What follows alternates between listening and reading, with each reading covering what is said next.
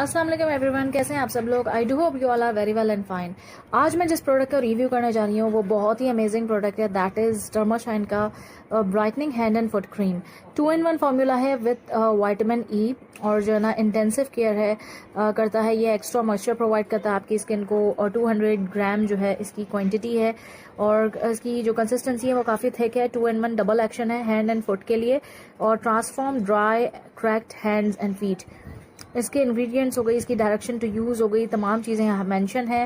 سب سے اچھی بات یہ ہے کہ یہاں پہ مینشن یہ بھی ہے کہ ایکسپائری 2025.